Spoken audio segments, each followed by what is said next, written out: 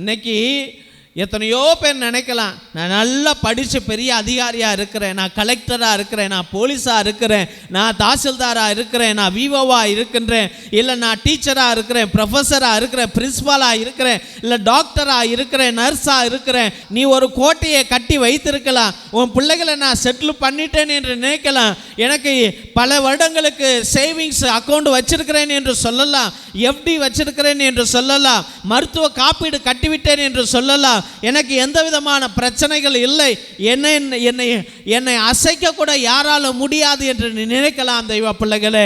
ஆனால் ஆண்டவர் என்ன சொல்லுகின்றார்? அந்த இடத்துல அவர்கள் கவின்மிகு கற்களாலும் நேர்ச்சை பொருட்களாலும் கோவில் அழகுபட்டிருக்கிறது என்று சிலர் பேசிக்கொண்டிருந்தனர். அந்த கோயில் எப்படிப்பட்டது? நல்ல நவீன கற்கள், நல்ல முத்துக்களால் கட்டப்பட்டது.